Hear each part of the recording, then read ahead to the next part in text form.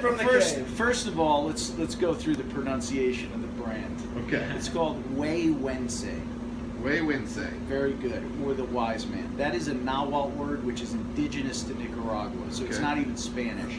And this is the oldest satire masterpiece of the Western Hemisphere. It's a dance that's been taking place since the 1600s that happens in the south of Nicaragua. So it was important for me living there since 2003 to really, this is a cultural masterpiece of the world, to really bring it to the market. Nicaragua is so popular now in the market, and you know, a lot of people know about Nicaragua's war in the 80s and this, that, and here's this cultural treasure that I thought was very important. But from the blend, I wanted to make a 100% Nicaraguan blend, which I never really worked on for the market in the past. So it's the fillers come from Esteli and from Jalapa. It's a mix of Criollo seed and Corojo. Now Corojo seed is sweeter. It's got more of a natural sweetness to it, whereas the Criollo is a little bit spicier and a little bit heavier. So Criollo comes from Esteli and Corojo leaves come from Jalapa, which is the north of Nicaragua. It's close to the Honduran border. The binder is Corojo also from Jalapa, which is the north of Nicaragua, and the wrapper is Corojo from Jalapa. Corojo wrapper, Nicaraguan wrapper, is very difficult to grow. Why? Sun exposure, the land, it grows really heavy leaf. It doesn't make for a very silky, smooth wrapper leaf, which you need for wrapper. You can't have heavy veins, you know, it's got to be clean.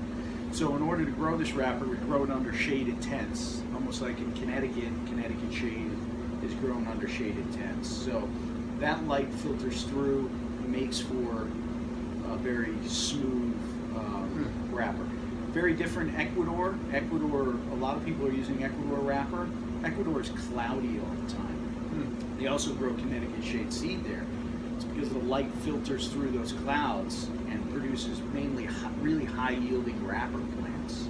Whereas in Nicaragua, that's very difficult. So for me, especially with this brand, it was important to do 100% Nicaraguan cigar. What's the aging process?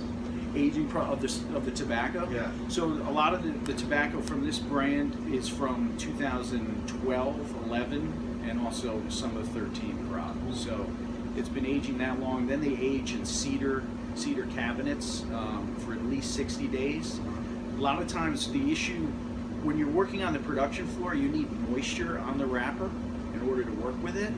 So what happens is the cigar absorbs a lot of moisture on the production floor. So you actually have to, we call it wicking, take some of that moisture out before it ships.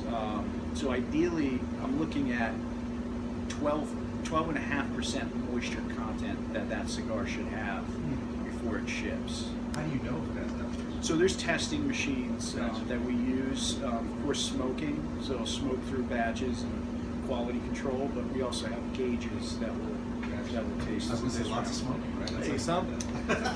You gotta smoke, yeah, you know, and I go through every bale of this tobacco, you know, to make sure, of course, aroma, combustion, but this wrapper compared to other wrappers, we were talking about it, I think we were talking about it, this wrapper is not going to have like a razor sharp burn all the time, and that's just the nature of Nicaraguan tobacco. As far as a wrapper leaf, because it's just heavier, and that's why a lot of people don't use it, because it's very difficult to ferment sometimes. But for me, as long as the flavor's hitting, I don't mind touching up a wrapper here and there. You know, where it's if it's bubbling and it's dark and it starts turning purple and stuff like that, that's a major issue. But You're talking about the cigar or the smoker? What's that? You're talking about the cigar or the smoker? Both.